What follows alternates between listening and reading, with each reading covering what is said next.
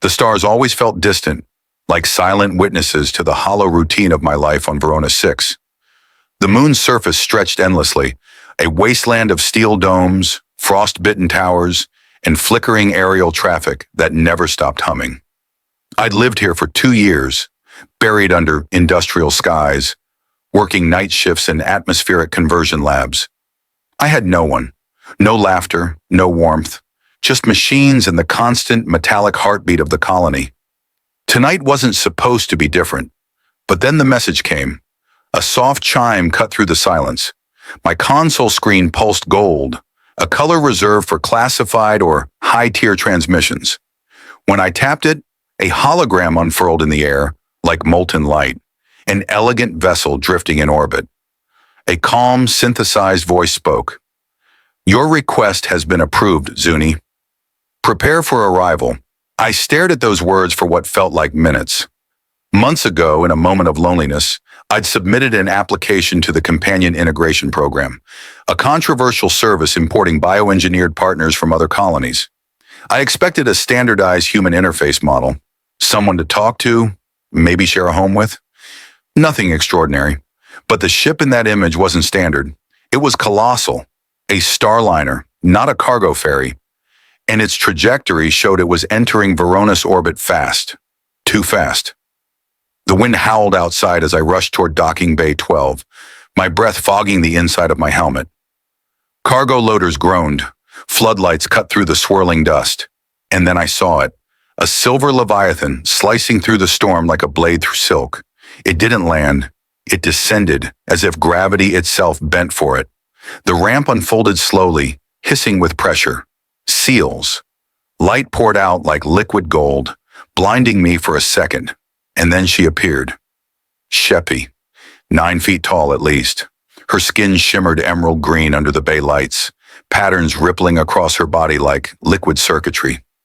Long, metallic tendrils floated behind her head, alive and whispering with faint energy. Her eyes, violet irises with golden halos, locked on me the moment she stepped down. I felt the weight of that gaze crash into me like a storm. She wasn't human, not even close. Her voice rolled through the bay, smooth yet powerful, making the steel floor vibrate beneath my boots. "I am not what you ordered," she said, "but I am what you need." The air thickened. My mouth went dry. "Who sent you?" I asked, my voice barely a whisper. Shephy tilted her head slightly as if listening to something beyond hearing. "Not who," she murmured. "What?" Suddenly, my wrist console beeped violently. The order file blinked red across the display. Access revoked. My request had been hijacked. I took a step back. The docking alarm screamed. Then the lights went out. For half a breath, darkness consumed everything. Then emergency red lights flashed on, painting the entire bay in crimson. From the ceiling vents, dozens of small drone units descended. Sleek, angular, their optics glowing like burning coals. I recognized the model. Mercenaries. Someone had followed this ship. Shephy didn't flinch. Energy patterns raced down her arms. "They're here for me," she whispered. Before I could react, the drones fired. Plasma bolts hissed through the air. Shephy raised her hands and a luminous shield erupted from her skin, catching the blast mid-flight like a glass wall shattering light. I stumbled backward as my console flashed warnings. Unauthorized energy surge. Structural strain. "Zuni," she said sharply, "if you want to live, run." But I didn't run. Something about the way she said my name, like she'd known it long before I'd ever spoken to her, paralyzed me. 2 drones broke through the shield, charging straight at me. Shephy leaped, faster than anything I'd ever seen. She hit the ground between me and the attackers with a force that cracked the bay floor. Her tendrils whipped forward, slicing the drones into molten scrap. The smell of burning circuitry filled the air. "Why are they after you?" I yelled. "Because I escaped," she answered, her voice trembling with both defiance and fear. The word escaped burned in my mind. Escape from what? Then everything roared. The ship behind her exploded into a fountain of light. The shock wave threw me backward. I smashed against a cargo container, pain shooting through my spine. Smoke swallowed the room. Through the haze, I saw something enormous shift above the bay. a shape too massive to be human or machine, a shadow against the red lights. A sound followed, a deep, resonating growl that made the station walls vibrate like an animal breathing. Shephy's eyes widened. They found me! And then she was gone. 1 second she stood before me, the next, just smoke, red lights, and that thing above us. My breathing turned ragged. The security comms crackled in my ear, voices yelling about breach alerts across multiple sectors. Someone or something had infiltrated the entire colony. As I dragged myself up, something wet hit my face. Not water. Black fluid, thick and cold. I tilted my head toward the ceiling and froze. The shadow above wasn't just moving, it was watching me. The station AI screamed, "Omega threat detected," as a single colossal crimson eye opened in the darkness above Docking Bay 12. The crimson glow hanging above Docking Bay 12 was no malfunction. It blinked. That single colossal eye sliced through the smoke like a blade, locking onto me with a predator's precision.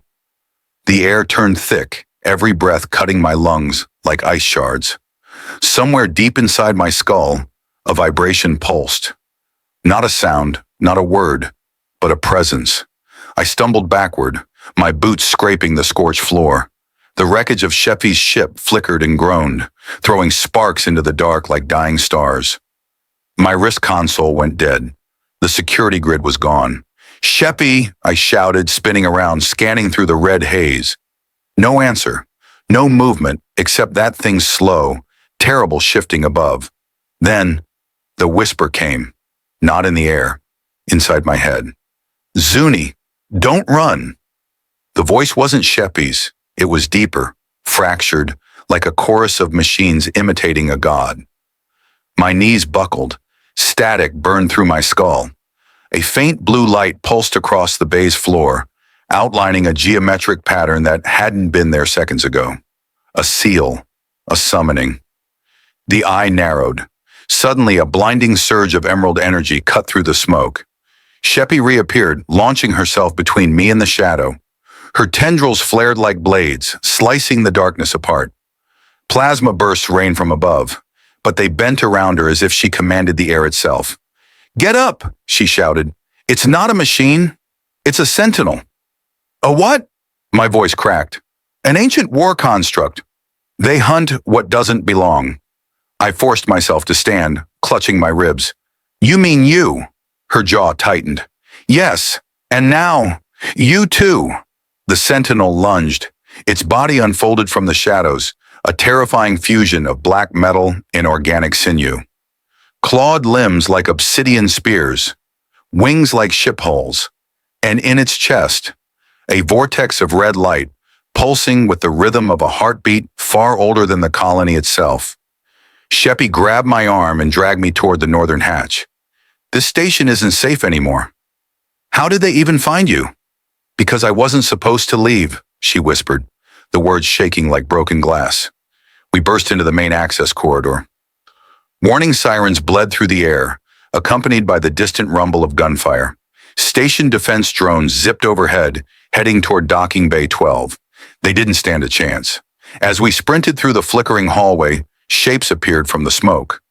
3 armored figures in silver exosuits, rifles leveled at us. Their visors reflected the flashing red alarms. They weren't colonists. "Shephy Valrin," the one in front barked.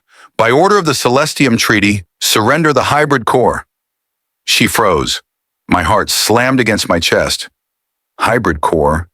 You have no idea what you're doing," she replied. "We know exactly what we're doing," the soldier snapped. "Hand it over or we incinerate your host." Host! Their rifles turned toward me. Shephy's eyes flickered with a storm of emotion. Fury, fear, something deeper. Her tendrils split into sharp filaments, glowing hotter. "He's not my host," she growled. "He's my choice." Before the soldier could react, Shephy struck. The corridor lit up in a burst of plasma. The first 2 soldiers disintegrated like sand in a hurricane. The third fired a single shot, a blue pulse that slammed into Shephy's chest, hurling her backward into the wall. "Shephy!" I screamed. The soldier leveled the rifle at me next. "Run, boy!" You don't matter, but I didn't run. Something primal surged inside me. I grabbed a fallen rifle from the floor, aimed without thinking, and pulled the trigger. A pulse shot cracked the air. It hit the soldier square in the visor, dropping him to the deck with a metallic thud. My hands trembled as the smell of ozone filled my lungs. I'd never killed anyone before. Shephy staggered up, smoke rising from a charred mark across her chest. Her voice was soft now. "You shouldn't have done that." "Yeah, well," I panted, "welcome to Varanus." Her tendrils coiled around my arm gently, not pulling, not restraining, protecting.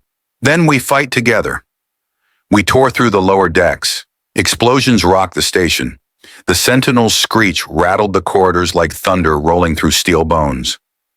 Emergency broadcasts filled the comms with fragmented cries. "Omega-class entity breaching containment. Evacuation advised." As we turned a corner, the door in front of us slid open. Standing there, untouched by the chaos, was a tall woman in a deep violet uniform. Her hair silver, her eyes cold as the void. "Zuni," she said smoothly. "You always were easy to find." I froze. "Dr. Navarra?" She smiled like a blade being unsheathed. "My former mentor, head of xenotech research. I hadn't seen her since the day she left me stranded on this moon." "You brought her here." "Excellent. This saves me a lot of time." Shephy moved in front of me like a living wall. "She's the one who locked me," Shephy hissed. "She made me." The floor seemed to tilt beneath me. My mentor created her? Dr. Navarra took a step forward, hands behind her back. "Shephy isn't what you think, Zuni. She's a failsafe, a living weapon. And you, my dear boy, are her ignition key." The world spun. My mouth went dry. "What?" "She bonded to you the moment she stepped off that ship. Do you really think that was an accident?" Shephy's head snapped toward me, panic flickering in her golden haloed eyes. "Zuni," Navarra's voice sliced through the chaos. "One command from me and she'll destroy this entire colony." The alarms roared louder. The Sentinel's growl echoed through the station. Soldiers closed in behind Navarra, armored in obsidian suits unlike anything I'd ever seen. "Come with me," she said, extending her hand, "or watch everything burn." Shephy whispered my name. Just my name. It carried fear, and something else I couldn't name. My pulse thundered. Every muscle in my body screamed to choose. Then the corridor shook like the station itself screamed. The wall behind Navarra burst open in a shower of steel and fire. The Sentinel's claw tore through like paper. Navarra didn't flinch. She smiled. The Sentinel reached for Shephy, and Navarra whispered a single command that made Shephy's eyes blaze crimson. The corridor collapsed into a storm of fire and steel as the Sentinel's claw ripped through the wall. Alarms bled into the air like a single endless scream. Nivra stood motionless amid the chaos, her violet coat fluttering against the updraft, and then she whispered the word, "Shephy, awaken." The sound wasn't loud. It didn't have to be.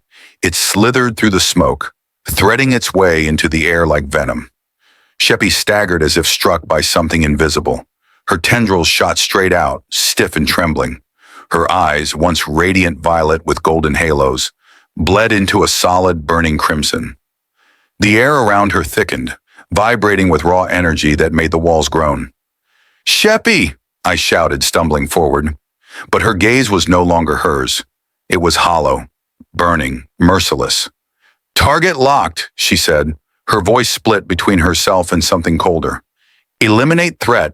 Sentinel." Nivra smiled as if she'd just lit the fuse of a perfect bomb. "Good girl." Shephy launched herself at the Sentinel like a storm given flesh. The air cracked as she struck its chest. The impact sent a shock wave down the corridor, hurling me backward. I slammed against a metal panel, pain tearing through my spine, but I couldn't look away. Two monsters collided in front of me, one of alien steel, one of living power. The Sentinel roared, a deep, bone-breaking sound. Its wings tore through the ceiling, exposing the black starfield beyond. Shephy's crimson aura spiraled outward, cutting into its metal hide like molten glass. For a moment, it almost seemed like she might overpower it. Then its claws closed around her throat. Shephy didn't cry out. She didn't even blink. She just glared back, crimson flaring brighter, until the Sentinel's armor cracked. The creature recoiled. But Navara wasn't watching the battle. She was watching me. "You feel it, don't you, Zuni?" she said, stepping closer. "That pull in your chest. That isn't fear. That's the bond I forced myself up, bruises screaming beneath my skin." "What bond?" Her eyes glittered. "Shephy's power isn't hers alone. You're the anchor. Her strength flows through you. Her rage answers your heartbeat." A pulse hit my chest, sharp, electric. I gasped. The world flickered like the station itself tilted around my breath. I could feel her fighting the Sentinel. Every blow, every surge of pain. It wasn't just watching anymore. It was inside me. "You turned me into a weapon." Shephy's voice echoed inside my skull. Not spoken aloud, but felt. "You didn't know. I didn't want this." "Then stop," I whispered.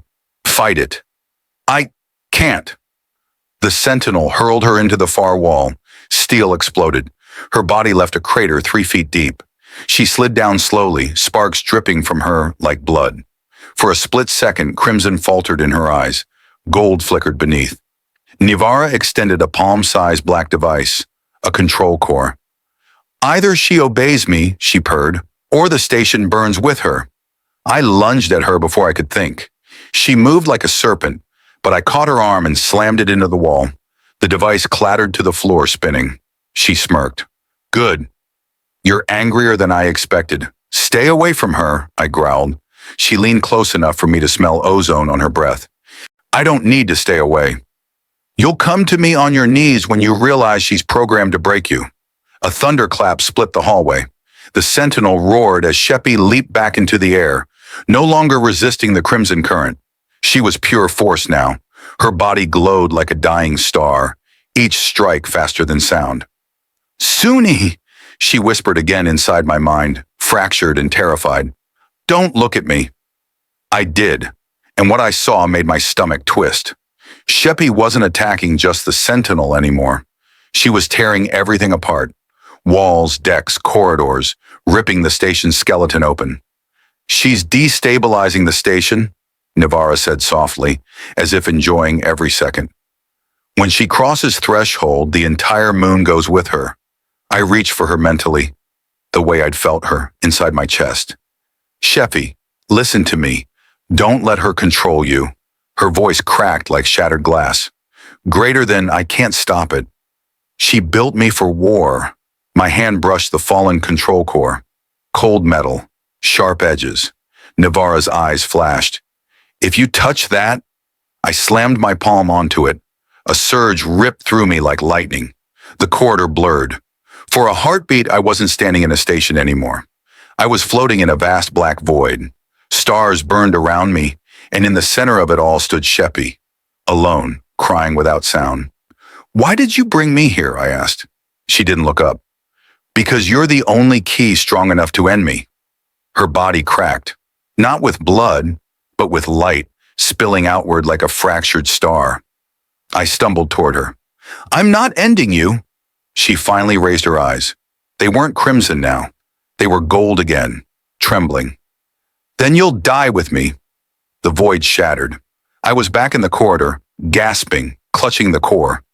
Shephy hovered in midair, surrounded by swirling energy rings. The Sentinel reared back like a wounded beast, and Navara was gone. "She's heading for the control tower," Shephy rasped, voice echoing through the metal. "She's going to detonate the fusion spine." My blood ran cold. If the spine detonated, Varonis wouldn't just burn. It would vanish. The Sentinel lunged at her again, desperate to finish what had started. But something else was moving too. Alarms shifted tone, deeper, stranger. Red warning lights turned a sickly violet. The floor trembled beneath us. "What's happening?" I shouted. Shephy's eyes widened. Something else woke up. Before I could react, the ceiling above us split open. A second shape dropped through the torn hull. Not a sentinel. Something older. Bigger. A humanoid silhouette wrapped in layers of living machinery, its face a hollow void. Shephy whispered a name I'd never heard before. Velikar. The air went black. The sentinel froze mid-attack as Velikar stepped onto the deck, and every system in the station died at once. Cold air swept across the desert floor, carrying with it the sharp hum of alien technology buried beneath the sand. Aiden stood at the edge of the half-buried starship, breathing heavily, his heartbeat echoing louder than the wind. Behind him, towering like a goddess made of steel and starlight, stood Lyra, the alien woman who had turned his quiet life into a storm. "Stay close," she whispered in her deep, echoing voice. Her four glowing eyes scanned the darkness. "They're here." Aiden swallowed hard. "Who's here?"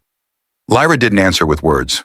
The ground shook beneath them, soft at first, then violently, like the desert itself was alive. And then they appeared, tall, sleek shadows sliding through the night like wolves. The Harax. Lyra's entire body shifted, metallic armor rippling over her skin like liquid light. Her hair lifted with static energy. She stepped forward, claws extending. Aiden felt a rush of fear and something else. Something magnetic. She was beautiful and terrifying all at once. The Harax formed a circle around them, their red eyes burning like dying stars.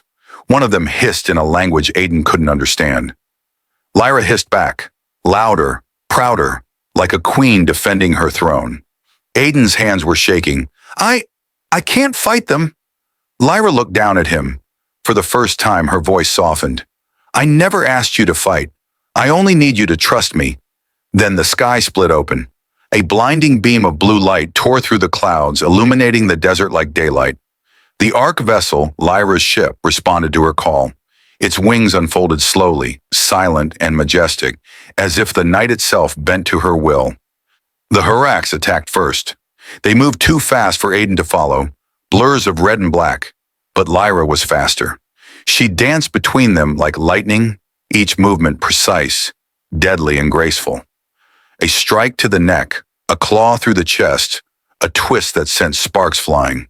Aiden stumbled backward, stunned by the chaos. One of the Harax lunged at him, claws ready. He fell to the sand, heart hammering. The creature loomed over him. They boarded the Ark vessel together. The ship was alive, breathing with soft blue light. Aiden followed Lyra through the corridors, still unsure if this was real or some insane dream. In the control chamber, a holographic star map flickered to life. Dozens of planets spun in the air like glowing gems. "Where are we going?" Aiden asked quietly.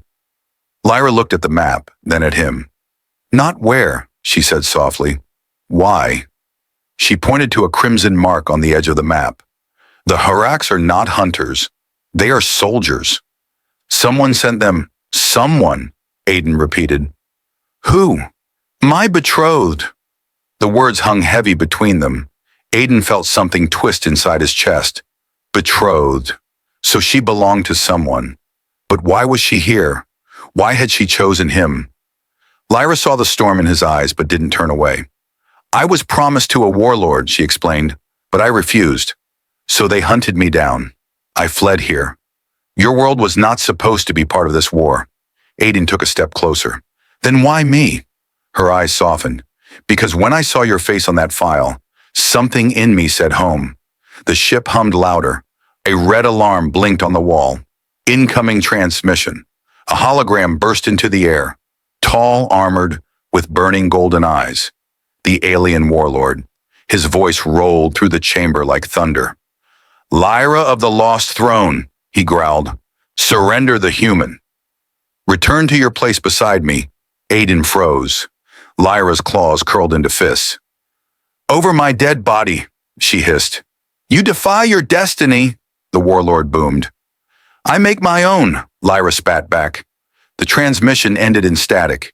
Aiden stared at her, adrenaline still burning. "He's coming, isn't he?" "Yes," she whispered. "And when he does, the real war begins." Outside, the stars shimmered, unaware that two hearts, one human, one alien, had just declared war against an empire. They boarded the Ark vessel together. The ship was alive, breathing with soft blue light. Aiden followed Lyra through the corridors, still unsure if this was real or some insane dream. In the control chamber, a holographic star map flickered to life. Dozens of planets spun in the air like glowing gems. "Where are we going?" Aiden asked quietly. Lyra looked at the map, then at him. "Not where." she said softly. Why? She pointed to a crimson mark on the edge of the map. The Hraks are not hunters. They are soldiers. Someone sent them. Someone? Aiden repeated. Who? My betrothed. The words hung heavy between them. Aiden felt something twist inside his chest. Betrothed. So she belonged to someone. But why was she here? Why had she chosen him? Lyra saw the storm in his eyes but didn't turn away. I was promised to a warlord, she explained, but I refused. So they hunted me down. I fled here. Your world was not supposed to be part of this war. Aiden took a step closer. Then why me? Her eyes softened. Because when I saw your face on that file, something in me said home. The ship hummed louder. A red alarm blinked on the wall. Incoming transmission. A hologram burst into the air. Tall, armored, with burning golden eyes. The alien warlord. His voice rolled through the chamber like thunder. Lyra of the Lost Throne, he growled. Surrender the human. Return to your place beside me. Aiden froze. Lyra's claws curled into fists. Over my dead body, she hissed. You defy your destiny, the warlord boomed. I make my own, Lyra spat back. The transmission ended in static.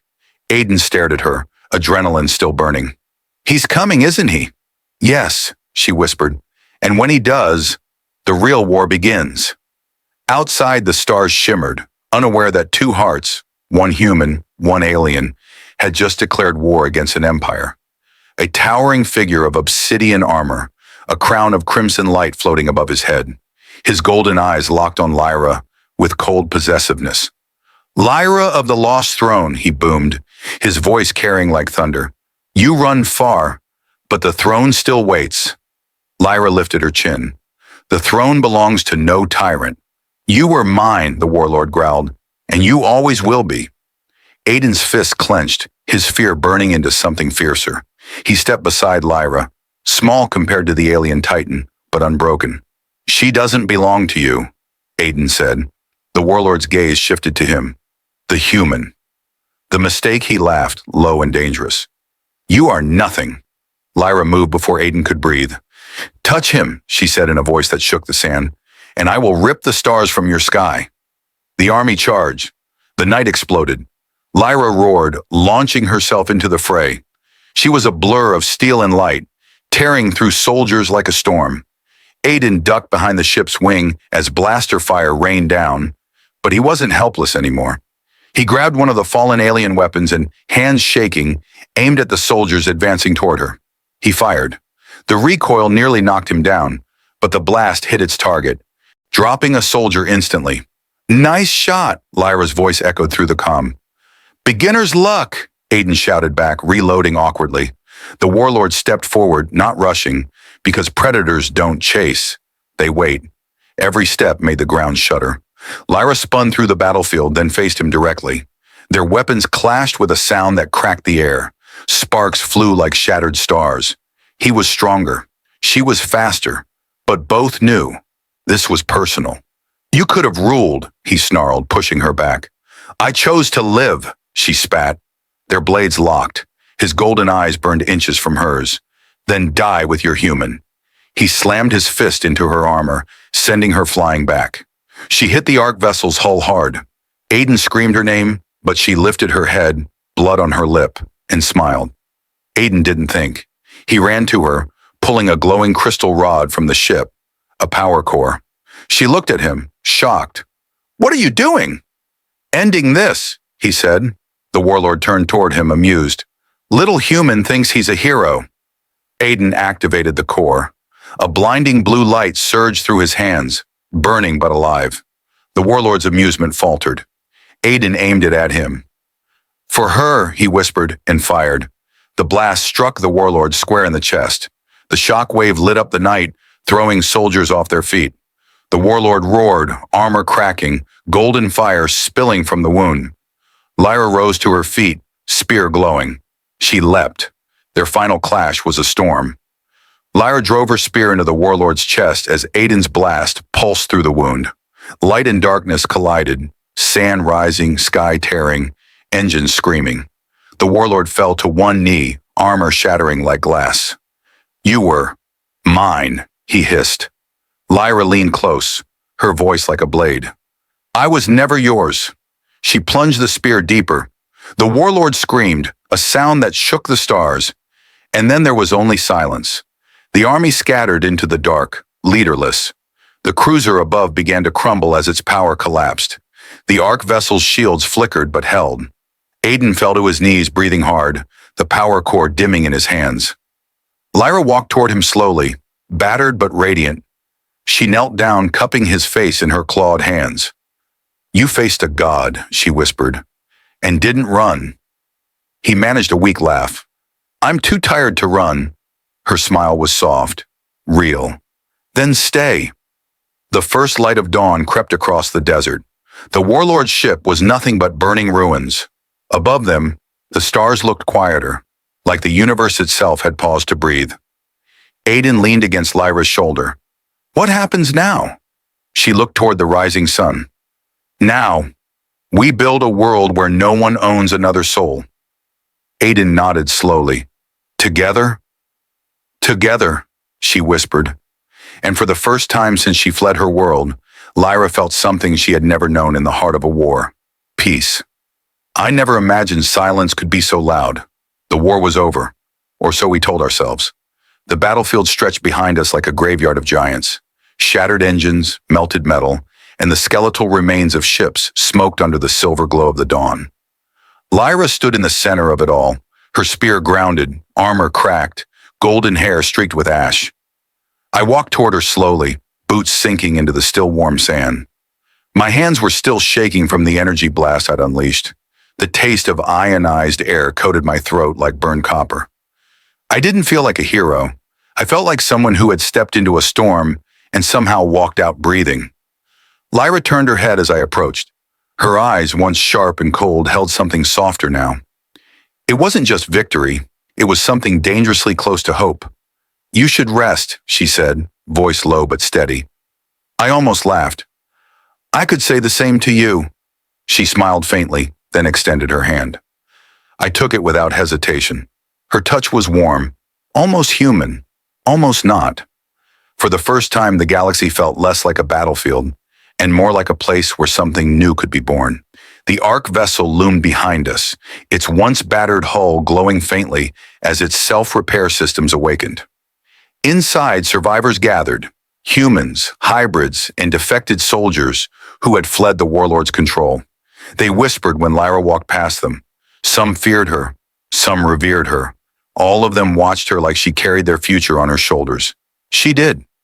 We entered the command deck. Screens floated like fragments of starlight, showing the destruction we'd left behind. But one screen flickered with something else, an encrypted signal buried deep in the system. Lyra frowned. That wasn't here before. I leaned closer. The signal pulsed like a heartbeat. Cold, precise, intentional. What is it? I asked. She didn't answer. She just tapped the interface, and the signal expanded across the screen. A symbol emerged, a black spiral wrapped around a burning star. I didn't need her to explain. My stomach had already turned to ice. Who's sending it? I whispered. Her voice was almost a growl. Someone who should have been dead. That night, the ship drifted above the desert like a silent guardian. I couldn't sleep. Every sound, the soft hum of the engines, the shifting of the metal, felt like a countdown. I wandered to the observation deck. Through the glass, the stars looked infinite. But I had learned by now, infinite didn't mean safe. I heard the soft hiss of the door behind me. Lyra stepped in, no armor this time, just a dark cloak draped across her shoulders. In the reflection, the stars painted her skin with silver light. Couldn't sleep? She asked. I shook my head. Feels like the war's still breathing. She moved closer, standing beside me. Wars never die, Aiden. They just change shape. Her voice carried a weight I hadn't noticed before. Not the sharp blade of a warrior, but the quiet ache of someone who had lost everything to battles that never ended. I turned to face her. For a second, neither of us spoke. Lyra wasn't just a soldier anymore. She wasn't the alien queen who had once terrified the stars. She was someone learning what it meant to live after the fight. I don't know how to be part of a world like this, I admitted. Her eyes softened. Neither do I. Then, without warning, she reached out and placed her palm against my chest. Her touch was careful, as if she feared she might break me. Or herself. You make it quieter, she whispered. My heartbeat answered her before my mouth could. The Ark vessel's warning sirens shattered the silence. Red lights flooded the room. Unidentified vessel approaching, the AI announced. Cloak signature. Trajectory locked. Lyra snapped back to the commander she was born to be. Shields up. Track that signature. I ran to the nearest console. The scanners blinked rapidly as the incoming signal burned through the darkness like a hunting arrow. It wasn't a fleet. It was a single ship, but it was fast. It's already in range, I said. Lyra's jaw tightened. They found us. A flash of light split the sky. The enemy ship decloaked, a sleek black cruiser shaped like a blade. No insignia, no call sign, only the spiral sigil carved into its hull, the same one from the message. Boarding pods incoming, the AI warned. Within seconds, the Ark vessel trembled. Metallic claws latched onto its underbelly. I felt the vibrations travel through the floor into my bones. Lyra drew her spear. Stay close. I grabbed the plasma rifle strapped behind the emergency locker. Wasn't planning on running. The corridors exploded with movement. The invaders moved like shadows, fast, silent, lethal. Their armor was unlike anything I'd seen before. Bone-white exosuits with black spiral marks burned into their chests. One of them rushed me. Instinct screamed. I fired. The blast slammed into the attacker's helmet, shattering it into shards of molten glass. He collapsed without a sound. Lyra danced through them like a living storm. Her spear cut through armor and bone with terrifying grace. But they kept coming. We reached the core chamber, a massive circular room pulsing with blue light. If they took it, the Ark would fall. The air felt charged, like standing inside a thundercloud. And then he stepped in. Tall, cloaked, masked. The leader moved with the kind of silence that didn't belong to mortals. Who are you? Lyra demanded. The figure tilted his head. When he spoke, his voice was smooth and cruel. The one who inherits what your warlord could not. Lyra's eyes narrowed. You're his heir. No, the figure said softly. I'm his shadow. He raised his hand, revealing a black sphere swirling with starfire. The temperature in the room dropped instantly. My blood turned cold. What is that? Lyra whispered a single word. Stardust core. My breath hitched. That wasn't just a weapon. It was a world ender. Before we could react, he hurled the sphere toward the core chamber. The walls shuddered. Blue light flared into blinding white. I grabbed Lyra's arm. We have to stop it. Her hand closed around mine. Then don't let go. The sphere pulsed like a heart. The leader watched us with the stillness of a god. You survived my predecessor, he murmured, but your story ends with me. And then the stardust core split open, unleashing a light so bright it swallowed everything. Everything dissolved into white. For a moment I thought I was dead. No sound, no gravity, no breath. Just the blinding pulse of the stardust core, expanding like a living sun. My mind floated between burning light and freezing shadow. I felt Lyra's hand still clutching mine, strong, defiant. That touch anchored me to existence. Then, the world snapped back. The Ark vessel groaned like a wounded titan. Hull alarms screamed, steel warped, systems bled sparks. And there, at the center of the core chamber, floated the black-masked heir, the Shadow Warlord, his cloak rippling as if feeding on the chaos. Lyra yanked me behind the fallen console. Stay low. I'm not hiding, I gasped, gripping the rifle so tight my knuckles burned. You'll die if you don't listen, she snapped. Her voice wasn't fear. It was fire. The stardust sphere throbbed above the core chamber like a newborn star, swallowing the ship's energy layer by layer. If it breached the reactor, the explosion would erase not just us, but the entire sector. The Shadow Warlord spoke calmly, almost reverently. Your warlord wanted power. I want silence. I will erase this galaxy's noise. Lyra stood tall, spear drawn, her cloak shredded from the earlier battle. Then you'll have to erase me first. He tilted his head. I already did. Long ago, and with that, the chamber cracked open. The ceiling tore apart, revealing the night sky fractured by the glowing sphere. Hundreds of smaller black drones spilled into the chamber like a swarm of mechanical locusts. Lyra leapt forward before I could breathe. Her spear sliced through the first wave, their metal bodies erupting into showers of sparks. I fired into the swarm, the plasma rounds screaming. We can't hold them forever. She didn't answer. She was no longer just fighting, she was becoming war. The Shadow Warlord descended slowly, his boots barely touching the floor. His mask split open to reveal nothing but darkness inside, a void shaped like a man. His voice slithered through the noise. You're still holding on to a dying sun, Lyra. She charged him, spear first. The impact sent shockwaves through the chamber. Spear against shadow, light against nothingness. Lyra spun, leapt, struck again and again, but the shadow bent reality like a curtain. Each blow shattered another console. Sparks filled the air like falling stars. I climbed the emergency ladder to the auxiliary control. If the stardust sphere couldn't be destroyed, maybe I could redirect it. My fingers flew across the keys, every second a countdown. The AI's voice flickered weakly. Warning! Overload imminent. Reactor breach in. 0857. Lyra screamed in rage below, a sound that cut through alarms. She slammed the shadow back against the core wall. He laughed, not because he was winning, but because he didn't need to. You don't understand, he whispered. This is not a battle. This is a requiem. I accessed the override systems. My heart pounded against my ribs like a war drum. One wrong command, and the entire arc would collapse in a cascade reaction. Aiden, Lyra shouted between clashes. What are you doing? Buying us a future, I said, breathless, or ending everything.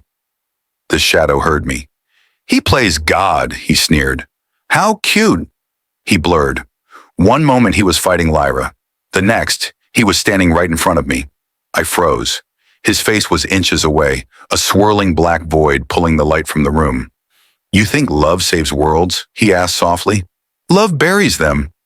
His hand wrapped around my throat. I couldn't breathe. My vision swam.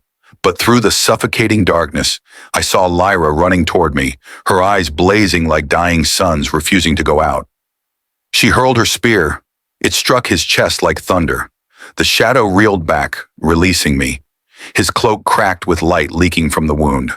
No, he hissed. This isn't how I end. Lyra grabbed me, breath ragged. Do it now. I slammed the override key. Alarms wailed in unison. Reactor redirection initiated, the AI announced. Containment unstable. Detonation in. 0200. The stardust sphere began to collapse inward, its energy funneling through the ship's old warp corridor. The plan was insane. Channel the blast away from inhabited systems and into deep void. But the system needed a manual stabilizer. Someone had to stay behind to hold the link. Lyra looked at me. I already knew what she was about to say. No, I said. Yes, she whispered. Lyra... She pressed her forehead against mine. For a heartbeat, the universe disappeared. You gave me something no war ever could, Aiden. A reason. I gripped her hands. We do this together. Her smile was fragile, wild, unstoppable. Then promise me, if we live, you'll look at the stars and not see war. I kissed her, short, fierce, full of everything I'd never said. The Shadow Warlord rose again, screaming like a collapsing star. His body was unraveling, his form cracking apart. If I fall, Lyra stepped between him and the core, light blazing from her armor. Then let's burn together. The timer hit 0030. We plunged the stabilizer rods into the console. The room filled with energy like a rising sun. The shadow lunged. Lyra intercepted him, their collision splitting the air. She turned back once, eyes locking on mine. Run! I didn't. We pressed the final key together. The world exploded. Light roared through the arc. The shadow screamed as the stardust blast consumed him, his form shattering like glass in a supernova. The ship's warp drive opened a rift, sucking the blast into the endless void. The explosion bloomed silently across the sky. An eclipse turned inside out. When the storm finally died, silence. The ark drifted among the stars, broken, but still alive. I coughed, pushing through debris. "Lyra!" Her voice came through the calm, weak but steady. "Still here." Relief crashed through me so hard it hurt. I stumbled through the smoke, and there she was. On one knee, armor cracked, eyes glowing faintly. "You should have run," she whispered. I laughed, half crying. "And miss saving the galaxy with you?" She tilted her head, that warrior's grin tugging at her bruised lips. "Idiot." We stood beneath the fractured dome, staring at the starfield. The shadow was gone. The war was over. But something far bigger had been born between us. Not just love, but the fragile idea of a new beginning. Lyra reached out, fingers brushing mine. "You changed my war." I squeezed her hand. "You changed my life." Above us, the stars slowly realigned. Not the same sky as before, but maybe better. Weeks later, the survivors rebuilt the Ark into a floating sanctuary. Hybrid children played in the corridors, once scarred by battle. Lyra stood at the viewport, cloak fluttering softly in the artificial breeze. I joined her, our fingers intertwining without hesitation. The galaxy would never be the same again, but neither would we. And as the light of the new sun washed over us, I whispered, "This time, no war." She smiled. "Just us,